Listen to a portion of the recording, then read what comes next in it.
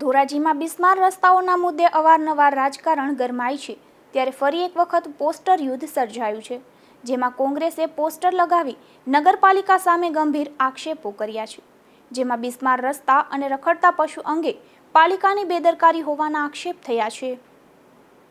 મારું નામ આશિષ સચેતા, ધોરાજી સામાજિક કાર્યકર. આજે ધોરાજીમાં જે બેનરો લાગ્યા છે ખાડા ખબરા અને રખડતા ઢોર બાબતે, એ બેનર જે કોંગ્રેસ દ્વારા કે કોંગ્રેસે લગાડ્યા હોય એમાં કોંગ્રેસનો અમે ખૂબ ખૂબ આભાર માનીએ છીએ. તેમજ ધોરાજીના રોડ રસ્તાની હાલત એટલી ખરાબ છે કે ક્યારે કેવો અકસ્માત થઈ જાય જેની કોઈ નક્કી નથી.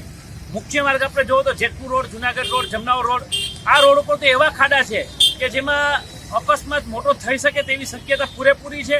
આ વિસ્તારના ધારાસભ્ય તેમજ સાંસદ સભ્યશ્રીને પણ અમે કહેવા માંગીએ છીએ કે આ વિસ્તારમાં જે ખાડા ખપડા જે અતિશય હાલતમાં ખરાબ છે તે તાત્કાલિક રિપેર કરાવવા જોઈએ અને કોન્ટ્રાક્ટરો સામે ખાલી નોટિસ આપી નહીં પણ કડકમાં કડક એના સામે અમલવારી કરવી જોઈએ.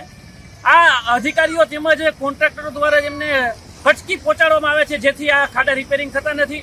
આજે હિન્દુ ધર્મનો પવિત્ર તહેવાર શ્રાવણ માસ હોય ત્યારે જન્માષ્ટમીનો મેળો પણ આવતો હોય, જન્માષ્ટમીની શોભાયાત્રા પણ જ્યાં માર્ગ ઉપર નીકળતી હોય ત્યારે અહીંયા પણ મોટા મોટા ખાબડા છે. એટલે તંત્રને વિનંતી છે કે તાત્કાલિક રોડ રસ્તા રિપેર કરવામાં આવે અને જેને પણ આ બેનરો માર્યા છે એનો અમે ખૂબ ખૂબ આભાર માનીએ છીએ. જે બેનર માર્યો છે સત્ય હકીકત છે, ધોરાજીમાં ખાડા અને ઢોરનો બેનો ખૂબ જ ત્રાસ છે.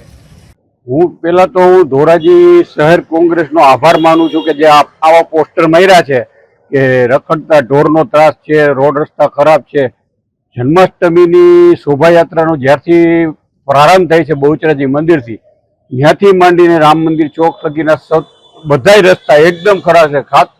ખાસ કરીને લિબર્ટી રોડ ઉપર એટલા અતિશય ખાડા છે કે ત્યાંથી જે રવેડી નીકળવાની છે એ લોકોને તકલીફ પડે. પાણીના ટેન્કર એમાં હોય, બધા ફુવારાની બધી સ્ટીમ ગોઠવેલી હોય, એ પાણી પણ ઢોરાઈ જાય એવી પોઝિશનમાં રોડ છે. રસ્તો એક ખાડો તરવાય એવી પોઝિશનમાં નથી. એમ કરીને જેતપુર રોડ ઉપર તમે લ્યો, આરએનબીનો રોડ છે જેતપુર રોડ, એમાં પણ અતિશય ખાડા છે. પોસ્ટર લાગ્યા શું કહેશો? પોસ્ટર લાગ્યા એ બહુ સારી વસ્તુ છે. હું તો કહું આ ધોરાજી નગરપાલિકાનો અણગણતો વહીવટ છે, જેથી વહીવટકર્તાઓ કોઈ ધ્યાન આપતા નથી. 15 દી પહેલા પૂર્વ ધારાસભ્યએ લેખિતમાં ધારાસભામાં ને બધી અરજી કરેલી છે કે આ રવેડીના રૂટને રસ્તો રિપેર કરો, કોઈ પણ રિપેર કરવા આવ્યા નથી. તો આ અણગમતો વહીવટ ભાજપના શાસન દ્વારા જે થાય છે એ બહુ ખોટો છે.